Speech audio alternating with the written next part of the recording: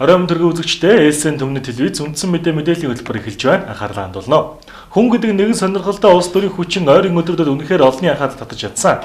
Цагаан сарын өмнөхөн эхэлсэн хүний гишүүдийг хамарсан золонг одоо цаагаараа далд өрнөж байгаа юм. Намын дараа Ганбаатар болон Гам болдгийгч эрхмөд хүнд орсноос хойш тэднийг болон тэдний багийнх нэг эсэргүүцэгчд борооны дараах мөг шиг олширсан юм. Эксорулжуудын мэдээлж байгаагаар Ганбаатар, Гамболд, Батөргөл, Боргил тэргүүтээ нэг хэсэг намын дид дарга найдлаад Орчханд Мөнхбат нарын тэргүүтээ намын анхны үүсгэн байгуулагчийн нөгөө хэсэг гэж хоёр талд хуваагдаж байгаад хэвлэлээр байдаж тоглосоор өдөө хүрлээ.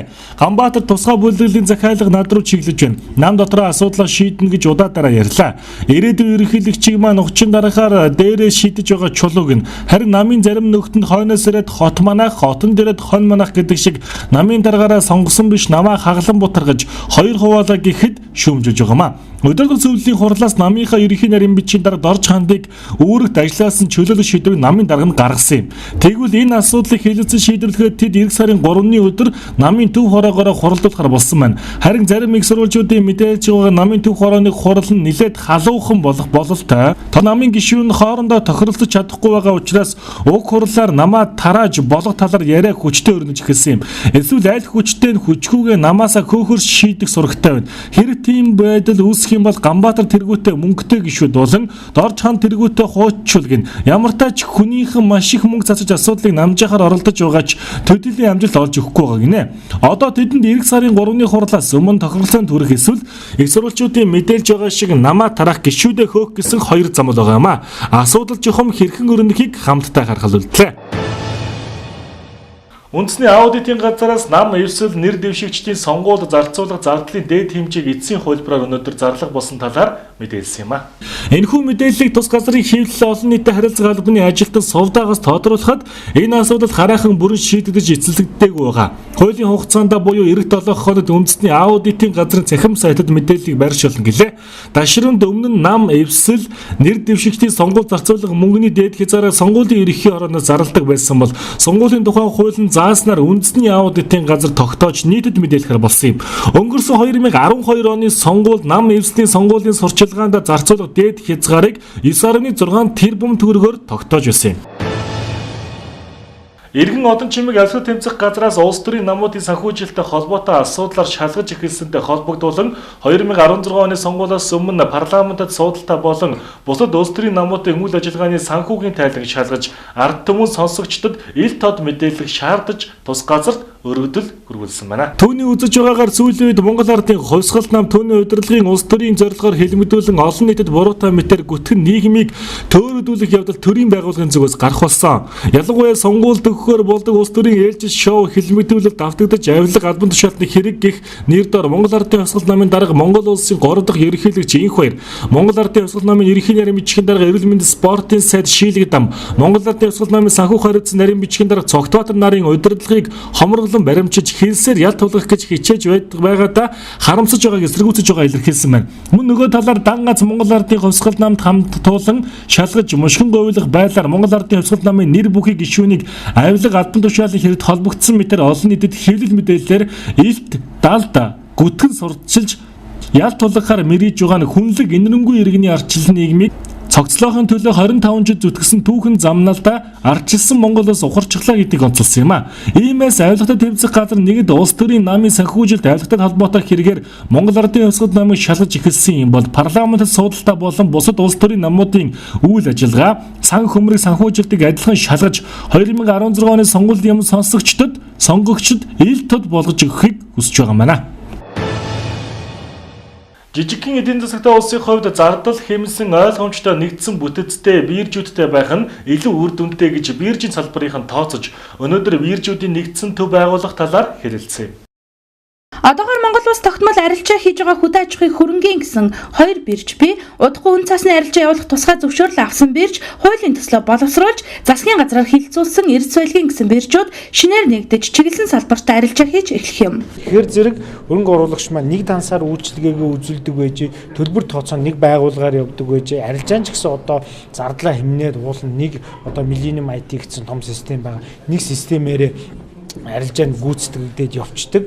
За ингээ брокер дилерийг үйлчлүүлэх компани ч гэсэн одоо хөрөнгөний биржид бүртгэлтэй одоо юу гэдэг 58 брокер дилерийн компани байна. Энэ компаниудаар ингээ давхар ингээ үйлчлүүлээд зуршлуулад явчих юм бол энэ маань өөрөө яг одоо нэгдсэн системд орж ийн биржүүдийн нэгдсэн төв болж ийн зардлаа хэмжиж хамгийн гол нь биржүүдийн байж байгаа одоо энэ гол одоо суурь маань хөрөнгө оруулагчид. Тэгэхээр хөрөнгө оруулагчдаа хандсан чиглэлд ажлыг явуулвал үр дүнтэй байх болов гэж харж байгаа. Яг олон улсын жишгээс харахад бас сүүлийн жилүүдэд тодорхой шалтгааны улмаас энэ биржүүд групп болж нэгдэх, за зарим үйл ажиллагаагаа дундаа одоо жишээлбэл ялангуяа клирингийн үйл ажиллагааг нэгдсэн дундын төвөр гүйцэтгэх юм практикууд байна л да. Ирээдүйд ингэж тусдаа хөрөнгө гаргаж өөрөөрийн техник програм хангамжийг ашиглаж ажиллах биш хөрөнгө оруулагч тал арилжаа эрхлэх жиргэнд энгийн ойлгомжтой ашигтай байх нэгдсэн биржийн төвтэй болох нь ашигтай гэж энэ салбарынхан үзэж байгаа юм. Хэрэв нэгдсэн биржийн системтэй болохоор тогтвол хамгийн түрүүнд одоогийн биржийн үйл ажиллагаанд ашиглагдаж байгаа мэргэжлийн үхэллэг систем зэргийг нэгтгэж нэг ойлголтод хүргэх шаардлагатай юм а. Мэдээлсэн баяр жаргал. Монголын телевизүүдийн ээлжид форум өнөөдөр эхэллээ. 2 өдөр үргэлжлэх тус чуулганаар контентын үнэлэмж Монголд ямар төвшөнд яваа хэлэлцэж, үзэгчдийн тоогоо алдах болсон телевизүүд хэрхэн мөнгө усгаж, чанартай контент үйлдвэрлэдэг болох вэ гэдгийг ярилцсан юм. Максим медиа компани судалгаанд Улаанбаатар хотын дундаж үзэгч өдөрт 293 минутыг телевиз үзэхэд зарцуулдаг гэжээ. За энэ нь өмнөх 2014 онтой харьцуулахад 10 минутаар буюу 3% буурсан үзүүлэлт юм. Зөвхөн рекламынхаа орлогоор ажижтай цалинжуулж, мэдээ нэвтрүүлгээ үйлдвэрлэдэг телевизүүд ингэж үзэгчгүй болсон нь хөрөнгөгүй болсонтой холбоотой гэж телевизийн захирлууд ярьж байгаа юм. Хэрвээ үзэгч бол телевизэд миний мөнгөний жоохон жиск нь очиж байгаа юм байна. Гэх юм бол үзэгчид телевиз нарт хариуцлага тооцож эхэлнэ. Яаж хариуцлага тооцох юм бэ гэхээр за уучлаарай энэ сувгийг манай юунаас хасчаараа гэрээнээс. Яг би хизээж үздэггүй. Бид нар утгагүй сувгууд учраас гээд хасуулчих гэм боломжийн л үгүй гэж аахгүй. Би энэ 10 монгол сувгийг бол яг үздэг. Энийг бол би байлгая. Тэгэхээр чин тэр үзэгчийн тэр нөгөө нэг өгч байгаа мөнгнөөс хасагдахгүй тулд сувгууд чинь бол нөгөө нэг ёс зүгөө сэтгүүл зүгээ хийхэ болох. Тэгээ шаарлахаа болох. За тэгэнгүүтээ гой контентоор өрсөлдөх өнгө буудаг одоо тэр нарийн мэдрэмж гоо зүй ёс зүгээр өрсөлдөж эхлэх байхгүй. Тийм сая максимум судалгаанд гарсан. Монголд нэг цагийн контент 83 мянган төгрөг авдаг чинь 83 бах те. Гэтэл Наруто гэдэг Google-д Японд хийхэд нэг ангийн 150 мянган доллар хийжтэй. Тэгэхээр энэ 150 мянга болио гэж ядаж Монголд нэг цагийн одоо контентыг 2 сая төгрөгөөр ч юм уу $1000 хийдэг болох хэрэгтэй байхгүй. Тэгжээж энэ ч цаашаа урагшаа. Тэгэхээр доо саяны миний хэлдэг нэг 3 суурь асуудлыг шийдэх хэрэгтэй ба. Эхнийхэн зохиогч хэрэгтэй хэлэхэд хоёр дахь нь бол энэ рейтинг дээр суурьсан орлого хуваах зарчим. Гурав дахь нь бол энэ эцсийн хэрэглэгчээс тодорхой хэмжээний орлогыг рейтингээр дамжуулж авдаг гэдэг. Техник технологийн хөгжлийг харуулсан сайн чанартай контент телевизүүд хийдэг болохын тулд үзэгчдээс мөнгө авдаг болох хэрэгтэй. Ингэхдээ телевизүүдийн уран бүтээлчдийн бэлтгэж хийсэн бүтээгдэхүүнийг дамжуулдаг оператор компаниудын үзэгчээс авдаг төлбөрийн тодорхой хувийг үзэгчдийн шалгуур телевизүүд хуваан авах нь зөв юм. Муу мэдээ нэвтрүүлэг хийсэн огт мөнгө авдаггүй. Сайн бүтээл тойрвсон нь мөнгөний ихэнхийг авдаг байх зарчмаар орлогоо шудрах хувадаг болохыг зарим телевизийн удирдлагууд санал болголоо. Мэдээлсэн баяр жаргал. Европын холбооны гадаад харилцааны албаны Аз номхон далайн газрын АСЕМ-ийн асуудалд хариуцсан ерөнхий зөвлөх Майкл мэдээлэл хийлээ. Монгол улс АСЕМ-ийн дээд түвшний 11-р уулзалтыг их орондоо зохион байгуулахаар бэлтгэл ажлаа хангаж байгаа. Тэгвэл бэлтгэл ажилтай танилцаж зөвлөгөө өгөхөөр ирсэн Европын холбооны гадаад харилцааны албаны Аз номхон далайн газрын АСЕМ-ийн асуудал хариуцсан ерөнхий зөвлөх Майкл Мэдэлсэн мэдээлэл хийлээ. Монгол улсын хувьд АСЕМ-ийн бэлтгэл ажлыг сайн хангажээ. Ер нь Монгол улсын засгийн газар олон улсын баг хурлуудыг амжилттай зохион байгуулж байсан туршлагатай. Тухайлбал арчилсан орны хамтын нийгэмлэрүүдийн баг хурал, Европын аюул хуваалт хамтын нийгэмлэрийн баг хурлыг зохион байгуулж байсан учраас энэ удаад АСЕМ-ийг дээд хэмжээнд амжилттай зохион байгуулна гэдэгт итгэж байна. Европын холбооны зүгээс дэмжлэг тусалцаа үзүүлэхэд бэлэн байна.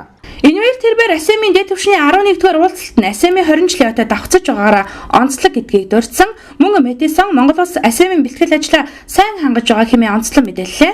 Ингээд энэгээр сэтгүүлчдийн асуултад хариулсныг хүргэе. За бүх АСЕМ-ийн гишүүн улсуудаа түншүүдтэй урилга өргүүлсэн байгаа.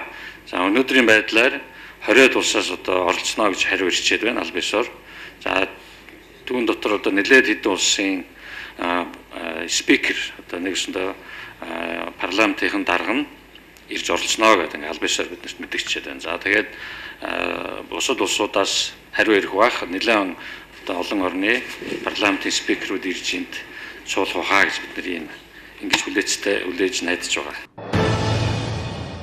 Туул усан цогцлборыг барих техник эдийн засгийн үндэслэлийг 3 хувилбараар боловсруулж эхэлсэн юм. Гэсэн байдлаар усан цогцлборыг барихад 370-аас 400 орчим сая Америк доллар шаардлагатай гэх тооцооллыг гаргасан байна. За одоогоор санхүүжилтийг хаанаас хэрхэн гарах нь тодорхойг байна. Учир нь эхний ээлжинд 3 хувилбараас боломжит техник эдийн засгийн үндэслэлийг сонгох шаардлагатай. Техник эдийн засгийн үндэслэлийг баталсны дараа санхүүжилтийг хэрхэн шийдвэрлэхийг засгийн газраас тодорхой болгох юм. Нэгдүгээр хувилбар гэдэг маань зөвхөн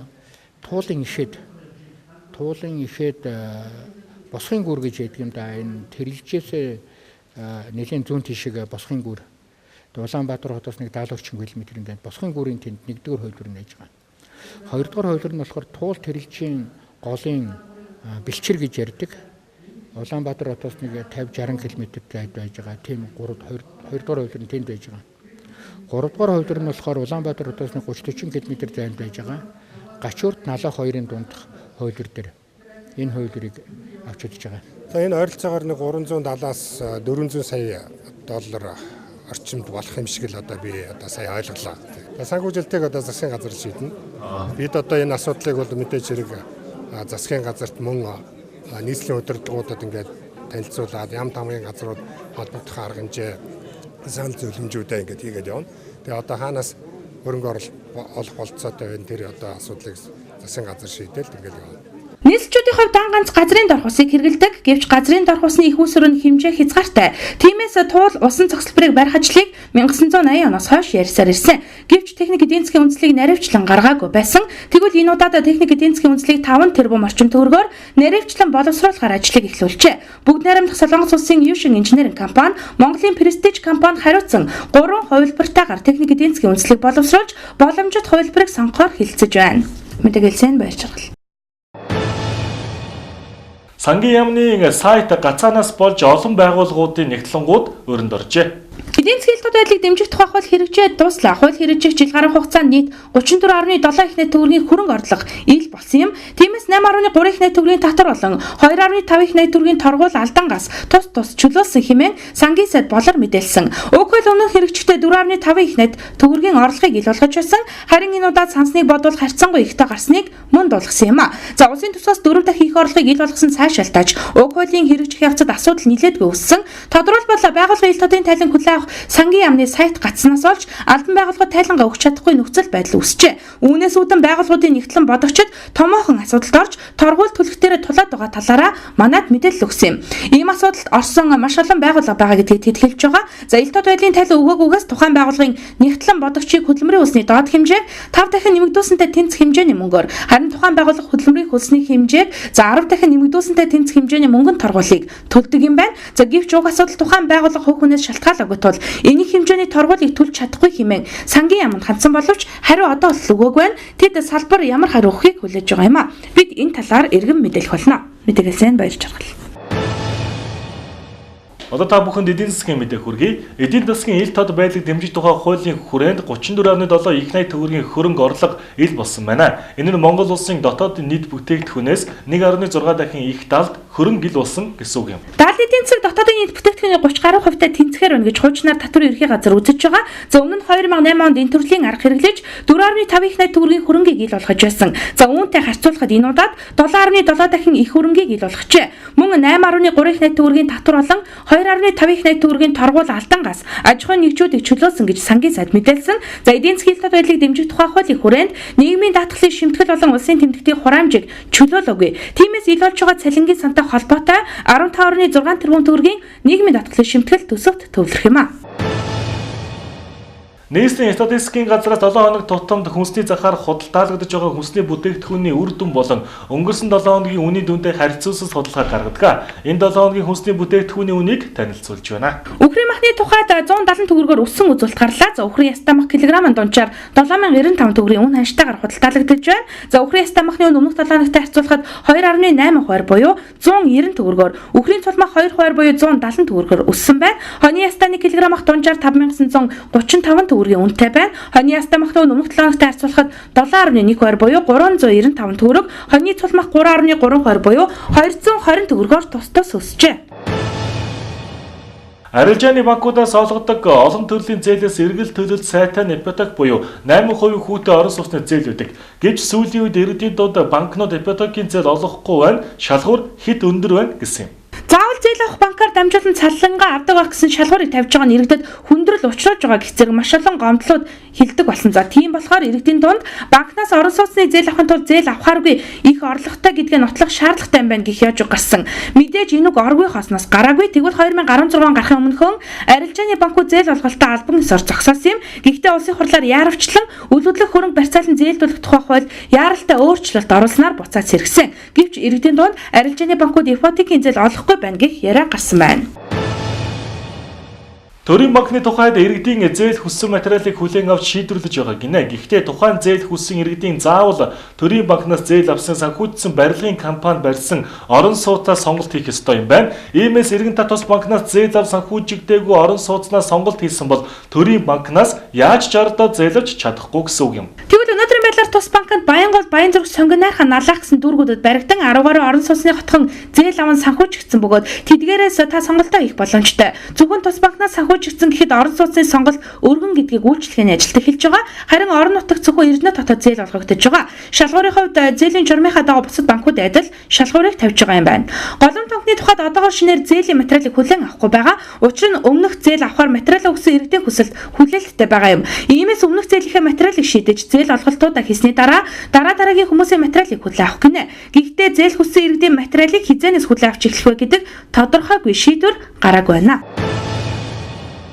Засгийн газрын 2 дугаар сарын 1-ний өдрийн ээлжид хуралдаанаар нүүрс экспортлдог аж ахуйн нэгжүүдийн үйл ажиллагааг дэмжих үүднээс гадаадын зах зээлд оруулсан нүүрсний гэрээний үнээс тооцож авах тухай засгийн газрын тогтоол, гайлын бүтээлтүүний хураамжийг бууруулах тухай засгийн газрын шийдвэрийн төслүүдийг хэлэлцүүлэн батлуулав. Эрдэс баялаг 2025 3 хилцүүлгийг зохион байгууллаа. За нүүрсийг хойр аргаар байжуулах туршилтын өдөр барих санамж жишгт гарын үсэг зурсан юм. Хайгуул 995 тусгай зөвшөөрлийг олгоод байгаа. Уулуурхай салбарын статистик мэдээллийг эмхтгэн гаргасан. Мөн дэлхийн ногоон нэгдэл төрийн бас байгууллагаас тавьж байгаа шаардлага хариуг өгсөн. Салбарын садны гадаадын хамтын ажиллагааны чиглэлээр хийгдсэн ажлуудыг тайлагнаж, газрын засгийн бүтээгдэхүүний нөөц хэрэг гадлаар дэлгэрэнгүй мэдээлэлч мөн өгсөн.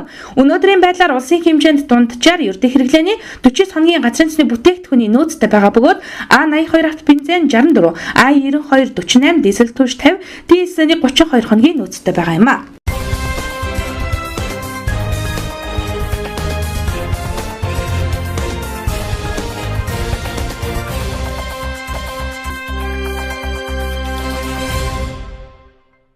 Одоо та бүхэндээ орон нутгийн мэдээлэл хүргье. Сүхбаатар аймгийн иргэдэд төлөөлөгчийн хурлын 2016 оны 2 дугаар сарын 25-ны өдрийн хуралдааны 11-р тогтоолоор 2016 оны баялаг бүтээгчдэд дэмжих жил болгон зарлалаа. 2 дугаар сарын 25-ны өдөр аймгийн иргэдийн төлөөлөгчдийн хурлын тэргүүлэгчдийн ээлжид хуралдаан болсон. За хурлаар аймгийн улаан залмаа хорооны сүүлийн 2 жилд хийсэн ажлын тайлан, статистикийн салбарыг 2011-аас 15 онд хөгжүүлэх, үндэсний хөтөлбөрийг хэрэгжүүлэх аймгийн төлөвлөгөөний биелэлтийн тайлантай танилцж, дэмжих жил болгох тухай ахмадын амралтын төлбөрийн тариф тогтоох тухай зэрэг асуудлыг хэлэлцсэн юм. Сүхбаатар аймаг 2014 оныг их хүүхдийн эрүүл мэндийг дэмжих жил, 2015 оныг гэр бүлийн хөгжлийг дэмжих жил болгон зарласан юм а.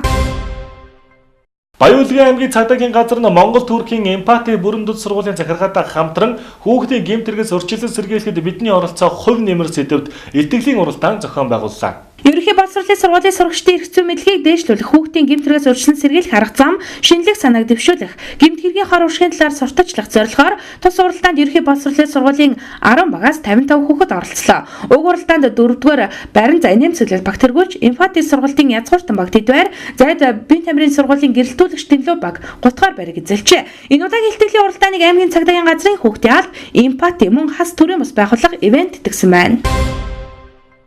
Байгаль орчин ногоон хөгжлийн яам, Баян дэлхийн ногоон хөгжлийн яам, Монголын хотуудын холбоо хамтран Ховд аймгийн ногоон хөгжлийн хэтийн зорилт үйл ажиллагаа сургалт Ховд аймагт энэ оны 2 дугаар сарын 24-нээс 25-ны өдрүүдэд зохион байгуулагдлаа. Аймгийн ногоон хөгжлийн хэтийн зорилт үйл ажиллагааны төлөвлөлт боловсруулахад хамтран ажиллаж байгаа талууд ажлын хэсэг аймгийн байгаль орчны газар, Ойн анги, Ховд, Гол, Харнуурын Савгазар, Жаргаланд, Цэрэг, Дарив, Алтай, Булган, Мөнхайрхан, Чандман сумын хэсэг дарганаар оролцсон байна.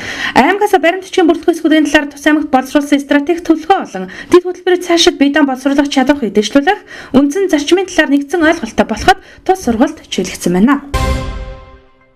Өвөр хангай аймгийн аврах шалруулах 2016 оны өсвөрийн чөлөөт бүхий тэмцээнийг энэ жил нэрт дасгалжуулагч Бат Эрдэнэ агсны нэрвжид болгон зохион байгуулсан юм. Тэмцээнд 18 байгууллагын 223 тамирчин оролцож хөвгүүд 12 охид 10 жинд хүч үзсэн байна. Хөвгүүдээс жин тус бүрд бүр цумын тамирчин их жаргал, Адиа сүрэн ариун далай, Бог цумын тамирчин Гончиг сүрэн анх 2 таш тондов, Хайхан дулаан цумын тамирчин Дорж зов, Цан цумын тамирчин Ойдов, Их Монголын хүчтэн дэвжээний эрхэм баяр нар тэргүүлсэн болохтоос Арвахэр цумын ерхий боловсролын 4-р сургуулийн тамирчин Оюун Болор, мөн тамирчин Эрдэнэ жаргал, Бямс сүрэн, Бог цумын тамирчин Ширэвпил, Наринтэл цумын тамирчин Загар сүрэн, Их Монголын хүчтэн дэвжээний бүх Жавзан дулам Дэлхэрма, Уянга цумын тамирчин Минжин сорнаар жин тус бүрдээ авралсан байна.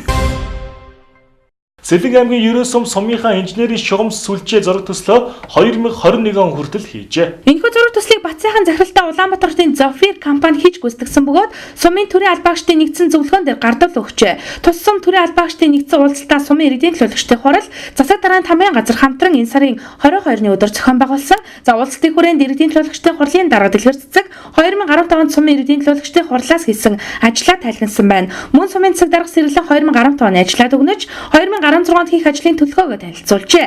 Энэ үеэр сумын төр засгийн байгууллагын удирдлагуудтай 2016 оны үр дүнгийн гэрээ байгуулж, засаг даргын тамгын газрын төрийн албаагчид шинжилсэн хуулийн талаар мэдээлэл авсан байна.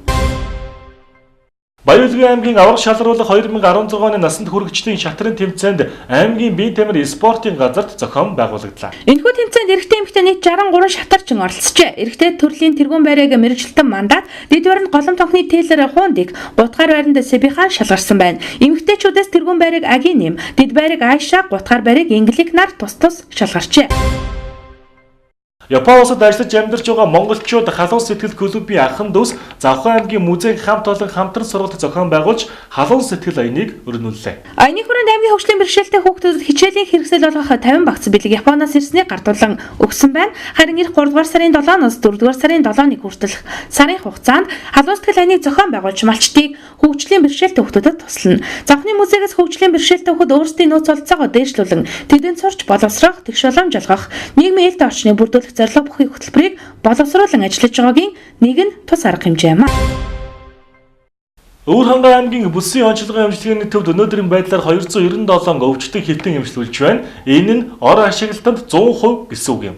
Маш хүнд өвчтөй 12, хүнд өвчтөй хүн 21, хүн дэвтэр 78 байгаа бол хүүхдийн клиникт 84 хүүхэд хэвтэн эмчилүүлж байгаагаас 6 хүүхэд маш хүнд байдалтай байна. Хүүхдүүдийн ихэнх нь томуу төс өвчнөр эмчилүүлж байгаа. За эхний 2 сарын байдлаар хүүхдийн амбулатороор 923 хүүхэд үзүүлснээс томуу төс өвчний хүндрэлээр 477 хүүхэд үзүүлжээ. Тиймээс аймгийн онцгой комиссаас шийдвэр гаргаж иргэдэд заавар зөвлөгөөг сайтар хүргэхийн тулд орон нутгийн хэл мэдээллийн байгууллага бүрийг үн төлбөргүй сургалт сурталчилгаа явуулах, өрхийн эмнэлгүүдийн цагийн хуваарийг уртасгаж ажиллуулах, тэтгэвртэй гарсан туршлагатай эмч нарыг хүүхдийн тасагт 1 сарын хугацаатай цалинжуулж ажиллуулах, хувийн хвшлийн эмнэлэгтээ тохиролцсон хүүхдийн ор гаргах зэрэг үүрэг даалгаврыг өгсөн байна. Баян-Улгийн аймгийн Өлгий хотын төв талбайд өчигдөр үдийн авлаад олон хүн цугларч нэг эсхийгэр барьсан байна. Тэр гэрээ хажуугаар өнгөрч байгаа хүмүүсийн нэг нь удахгүй бол хойн баяруудыг ухтан баригдаж байгаа гэр үсттэй гэсэн бол за нөгөө хэсэг нь 10 хэдэн жилийн өмнө энд удирдлагын гомдлоо илэрхийлсэн улс төрийн хүчнүүд бие биенийг эсэргүүцсэн ийм гэрүүд үе үе босч ирээд тэдгээр жагсаал цуглаан суулт үлсгэлэн зэрэг улс төрийн тэмцлийн янз бүрийн хэлбэр илэрхийлэгдэх байснаа үзэгдэхээ байсныг дулгасан юм. За гэтэл дургуутсал эсэргүүцэл дахиад мандат эхлэх нь. Гэтэл дарга нар өөрсдийнхөө хэдэн хүний нэрийн жагсаалтыг гаргаад эдгээрийг ажил даваараа гिचгэд өөртөө нийслэл хот руу явжээ. Бид үүний талаарх эсэргүүцлээ 50 байдлаар илэрхийлэх гэсэн хүчний байгууллагаас гэрийг буулгахыг шаардаж байна гэж иргэд мэдээлсэн юм а. Үндсэн мэдээллийн хөтөлбөр дэлхийн мэдээг танд хүргэж байна. Анхаарлаа хандууллаа.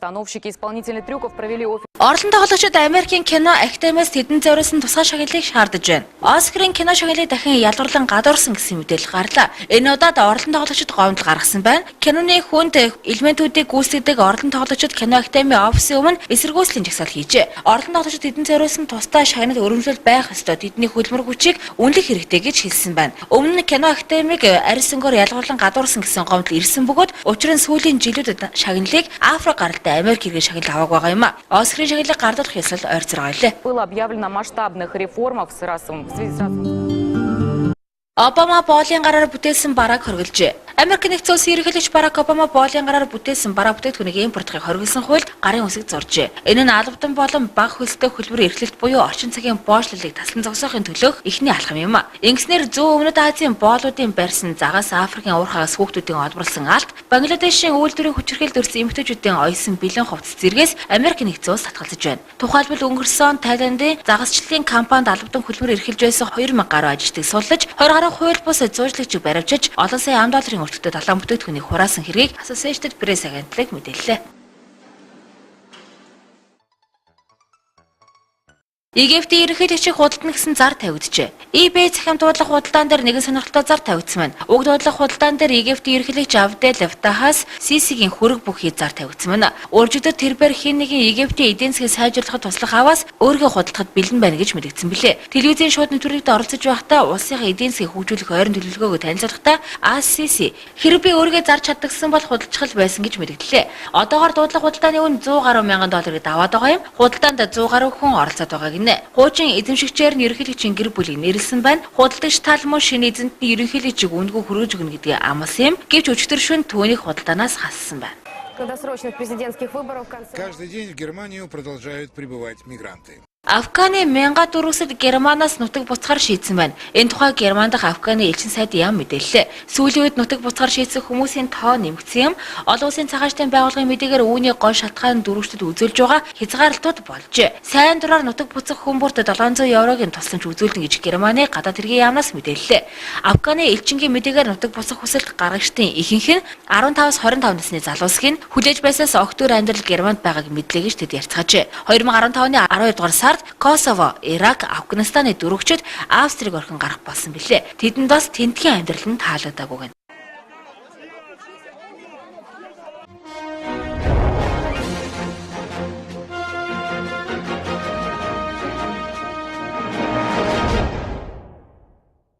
Бидний сонгосон танд баярлалаа. Маргааш тайм хөтөлбөрөөр иргэд уулзъя. Баяр таа.